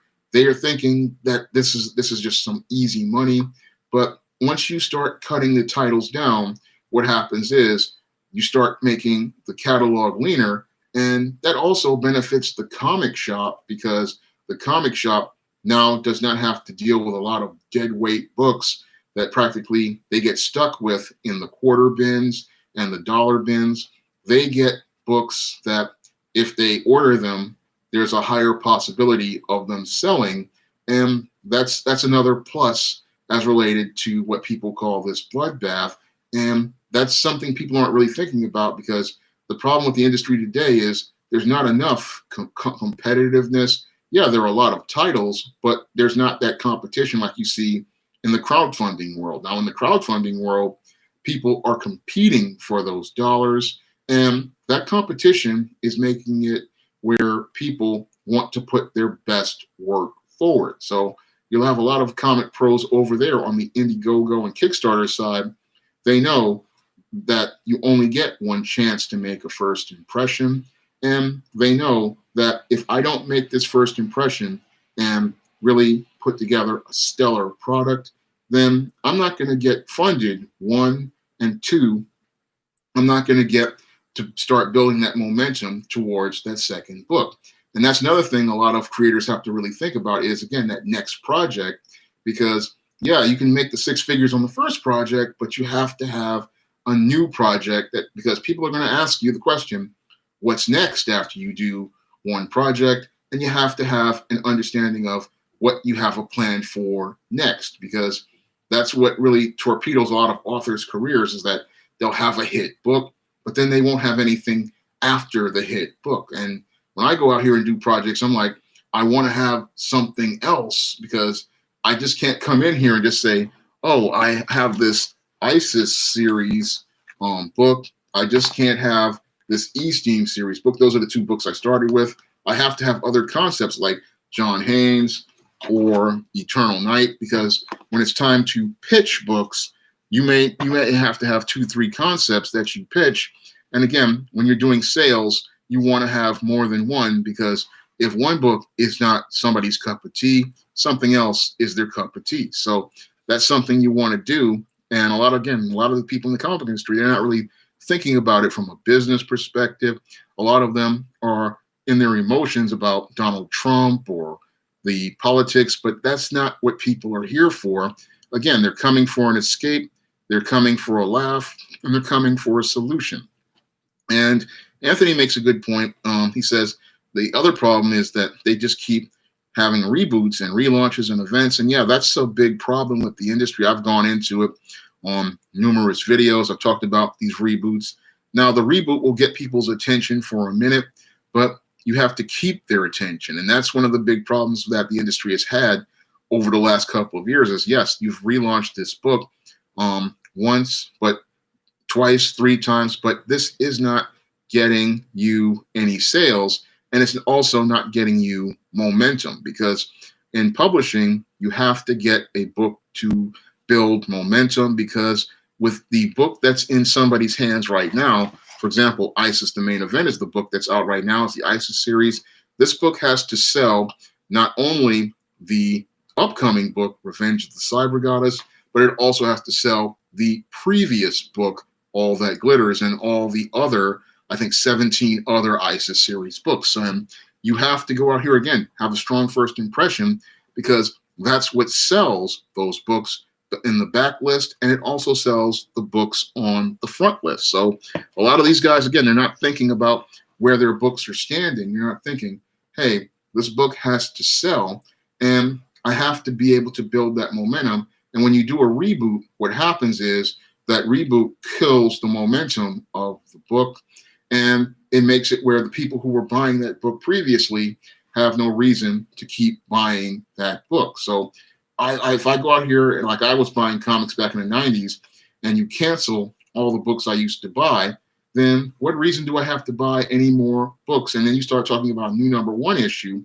and I may buy that, but then I have no reason to care because it doesn't tie into my older books. So you want to go out here and be able to do your own books and just be able to get that. No, like I'm babbling here, I'm getting mixed up. But you want to be able to build that momentum and have people buying the older books and the newer books.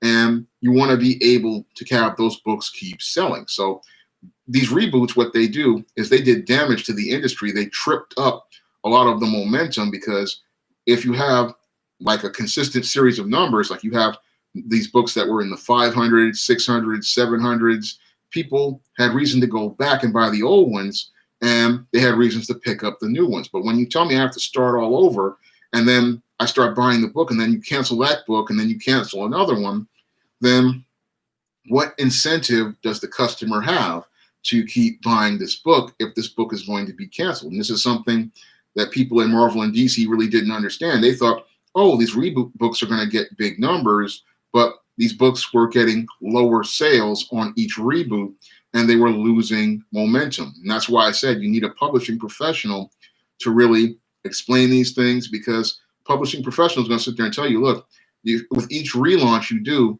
you're going to lose readers, because the readers you had, they've already been alienated. They walked away. Then you relaunch it, and then if you're having trouble, you cancel it and relaunch it again. You're going to lose more readers, and then eventually you reach a point where nobody cares about it, like what's happened with Kamala Khan, Ms. Marvel, where they've relaunched her, I think, 7, 8 times already. And her book started out with high numbers, and now her book barely got any sort of interest on the latest volume, and was down to, I think, about 7,000, 8,000 orders. When you really subtract it, it's about 4,000 sales. And that's what happens with reboots, is it just kills your momentum. And you don't want to do too many relaunches, and you also don't want to do too many events, because events really kill your character development. Now, events, yeah, they'll shock you and get your attention from a story perspective, but what they do is they wind up really stifling your character development. And it's your character development that really sells your back books, and it also sells your front books. So a lot of these people in the comic book industry, they're thinking, oh, I'll do this event and it'll shock people, it'll get people's attention. But when you really look at these characters, you see that they haven't developed much in the last 15 years. So you have a character who has not really grown, a character that really hasn't changed, because you're not really developing character transformation arcs. You're just doing gimmicks where you're saying, oh, this guy is dead, we're going to do a new guy, or this character got beat up, and now we have another guy coming in. So there's no real character development, and then there's no momentum for the book to continue building on the run. And you have things like, oh, Tony Stark is dead, now we're going to have Ironheart as Iron Man. That doesn't really sell, because there's no character development. And people came for Tony Stark, and they came to see Tony Stark develop and grow as a character.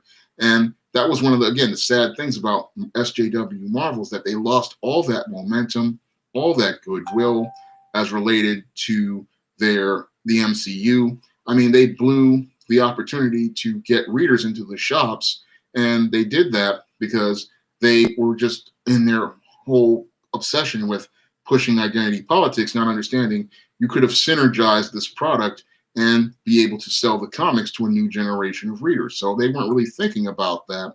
And they were just all about their politics and their agendas and representation, but they weren't representing the character, and they weren't really building the character's momentum so that that character could generate sales and have that characterization that really got people into the book. Rocket Man, Rocky Matrix X, how come you don't come up with your own graphic novels similar to X-Men, Batman, and Superman? Well, I am in the middle of developing graphic novels. I wanted to do an ISIS graphic novel last year on Indiegogo, but I couldn't get it funded. So I had to regroup. And part of that regrouping was doing the East Team No Good Deed story with Bill Walko to give people a sample of what they would see in an SJS Direct comic. So this was part of the regrouping, is giving people that sample. I use the Patreon donations and the Super Chats to do this, and the Cash App donations to do this. And right now, I'm in the middle of developing the John Haynes graphic novel right now, John Haynes at Death's Door. So that's what I'm working on right now. Hoping to have that project started next year. I got the script already, and I've contacted an artist I want to work with. This is an artist whose work I've loved for years. So I'm in the middle of the process right now. So it's something I've always wanted to do.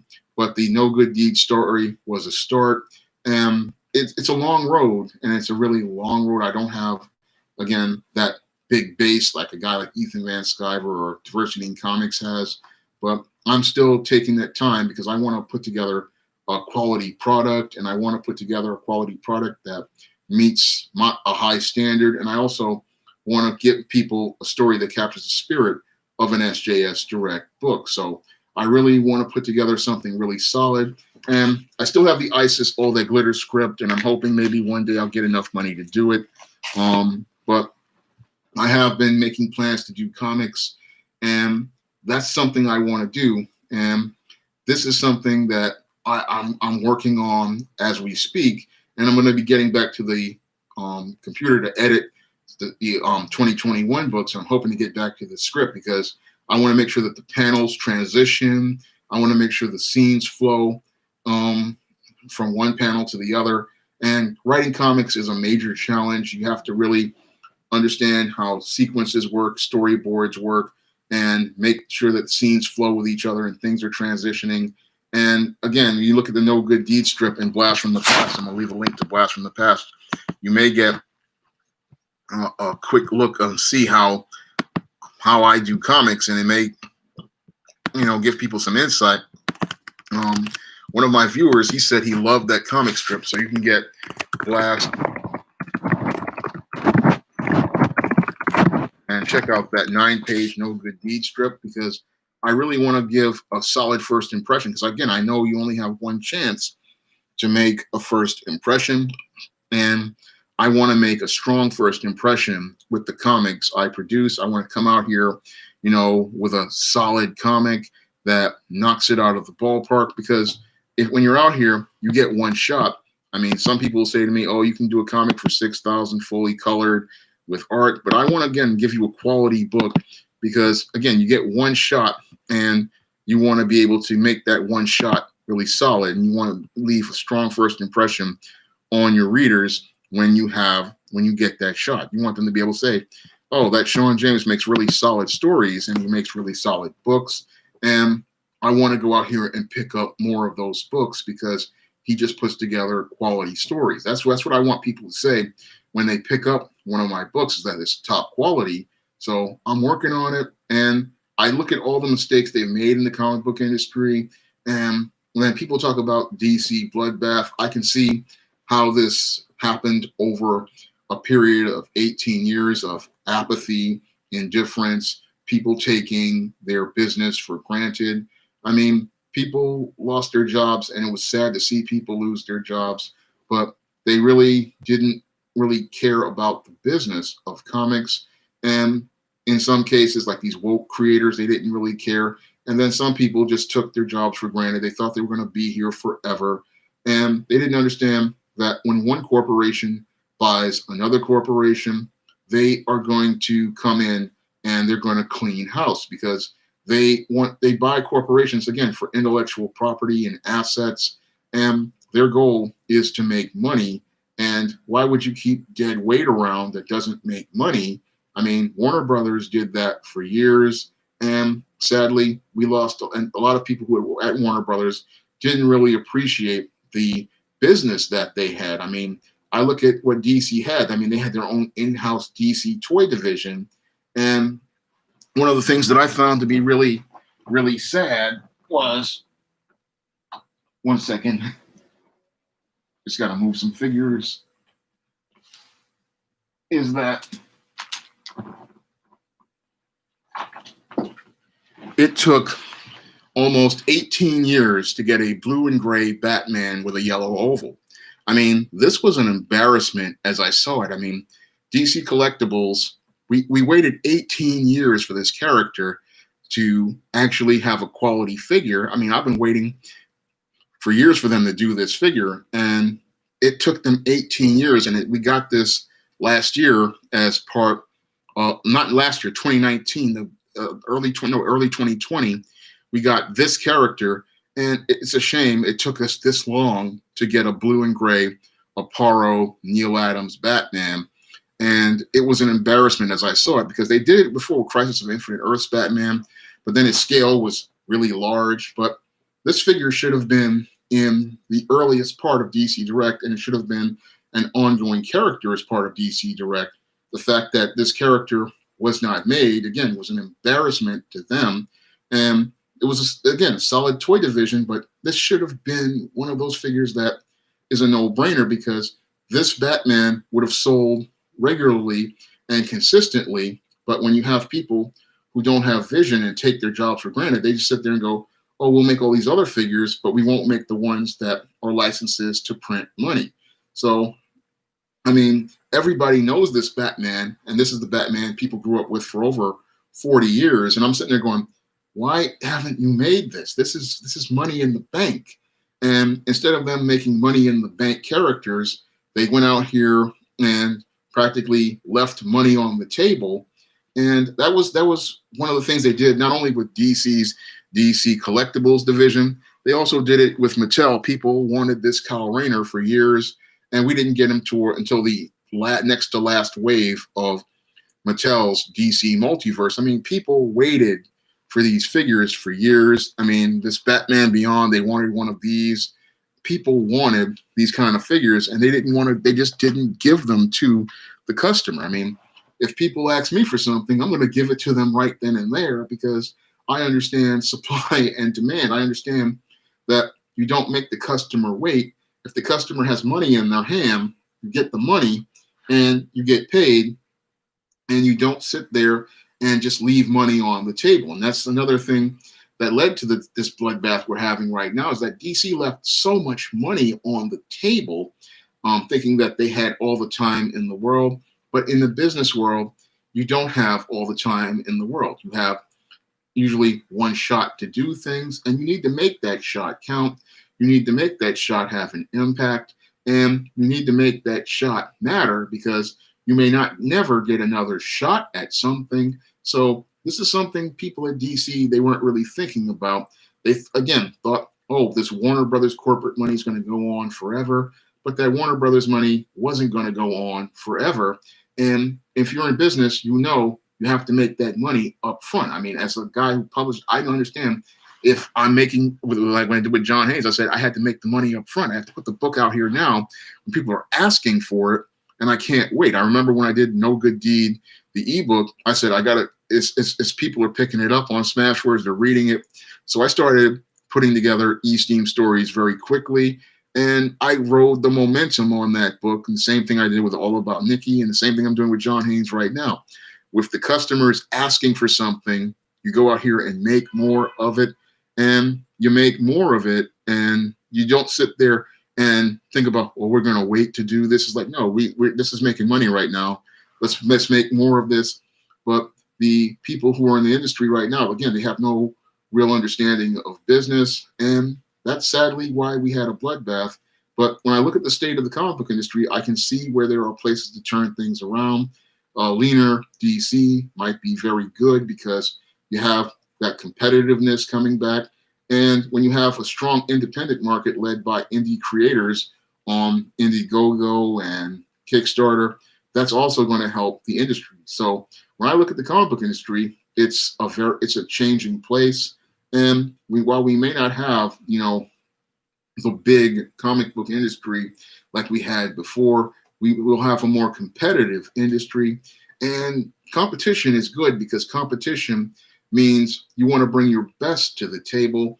And when you bring your best to the table, it means people are going to get quality products, and they're going to get a quality experience. So it's like a lot of people are looking at the dark side of it. Oh, DC is, in its last legs. But I'm like, no, the intellectual properties, they're going to be around. And what DC is going to do is start publishing less titles, which is better for everyone, because when you publish less, that means those creators, they got to be on their A game. They can't come in here with garbage. They can't come in here like Tom King writing 50 pages of bat, cat, and foolishness. No, you're going to have to come here and bring the best, because if you don't bring the best, what's going to happen is people are going to start looking at that manga. They're going to start looking at these books from Black creators like Concrete Comics Absolver.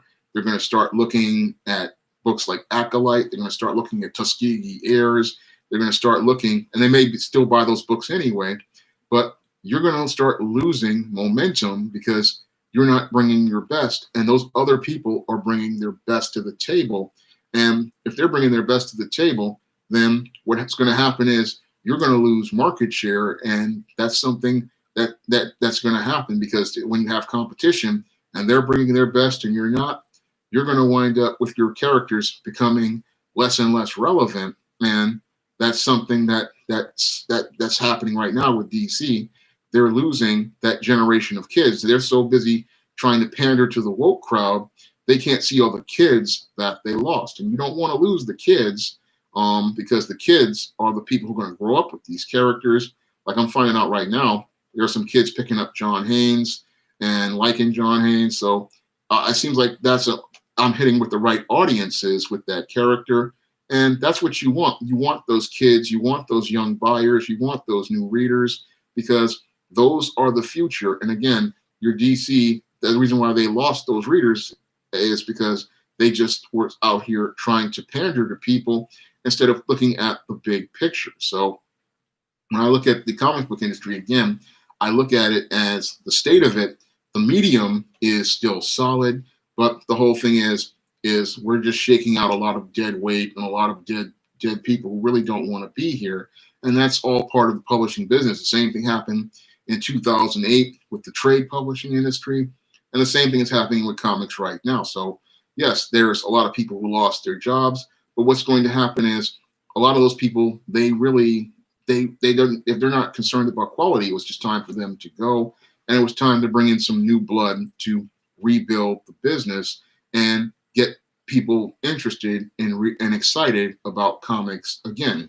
Computer Robots says, it makes me wonder what the business courses and universities are teaching today's youth to do business in the comic book industry. Well, when it comes down to a lot of businesses and colleges now, they teach a lot of woke ideology and far left stuff. So they're not really teaching people about business like I learned in college back in the 90s. And also, you have a lot of people who don't understand that you learn business hands-on. And I learned about publishing hands-on, just reading different articles and then putting together my own book. So it's a combination of things. It's not just the college courses. You have to be hands-on. You have to go out here and really have somebody mentor you. And that's something that the comic book industry really hasn't really focused on. I mean, in the 90s, we had a lot of guys leave the business. A lot of the older vets walk away. Some started their own businesses, others retired, but there really wasn't much mentoring going on to teach people the craft of comics or the business of publishing.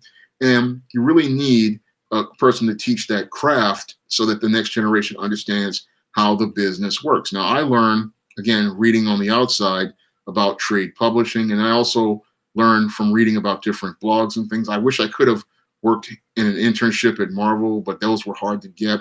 And just trying to get into the industry is next to impossible. But the whole thing is that hurt the industry, because people who are talented and enthusiastic, they can't get in like myself, but the woke types get in and they do damage to the business because they don't understand the nature of the business. They don't understand that you have to sell a product. They don't understand that the core business is sales. They don't understand that you have to have an audience and a marketing plan for that audience. They don't understand that you need to have a direction for where you want to take a product. And they don't understand that you have to go out here and build momentum for a product.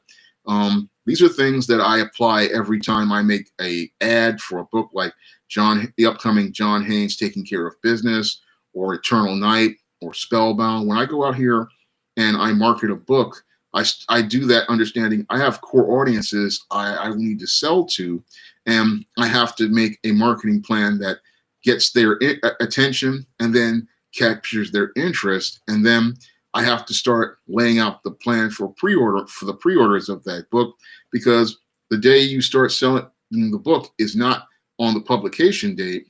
The day you start selling the book is 6 to 8 months in advance, and you have to have that plan ready to go 6 to 8 months in advance so that you can build that anticipation, you can build that momentum, and then when you build that anticipation and momentum, what happens is then you have people going out looking for the book, and those people, when they go out to look for the book, are ready to go buy the book because you've already built up their interest and built up their momentum and built up the momentum, and all that's going to do is push forward. And I've seen guys like Josh Howard and Billy Tucci do this with She and T-Bird and Throttle. So I understand that there's ways of getting people to buy comics, but sadly you have people at the big two that don't understand this. And sadly, because they don't understand this, this is why many of them are cleaning out their offices at this point. Now, I'm going to get ready to wrap up tonight's live stream. I want to thank everybody for coming out to tonight's live stream. And I want to if you want to check out my work, you can check out my first comic, Easting No Good Deed, written by me and penciled by Bill Walko, in Blast from the Past, which is available on Amazon.com. You can check out my first comic, and you can also pick up other books like Easting Blast from the Past, ISIS The Main Event, and Eternal Night, and John Haynes, The Man with Nothing to Lose. You can find all of these books on Amazon.com in paperback and Kindle format. You can also find many of them on Smashwords, the iBookstore, and Google Play. Now I got my first digital sale with Eternal Night today on New Year's Day.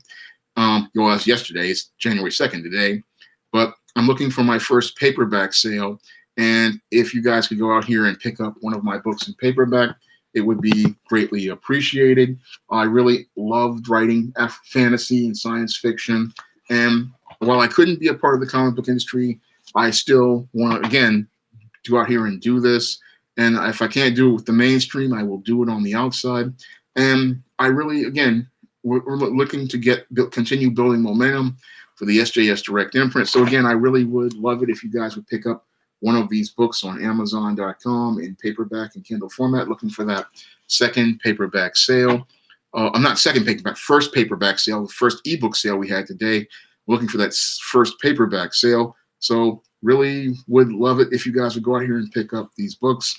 And if you want to also continue to support the work that I'm doing on this channel, you can donate to the Cash App by clicking the link in the chat, or you can donate to the Patreon, and I use those funds to be able to pay artists for the pages of books like Easting No Good Deed. So again, I want to thank everybody for coming out to tonight's stream. I want to wish everybody a happy new year, and I'm hoping to continue building on the momentum for this channel over the year, and I hope you'll be there for next week's stream. Thank you, Derek, for the super chat. I really appreciate it. I really, really appreciate it. Thank you so much. And I hope you guys, again, will come back for next week's stream.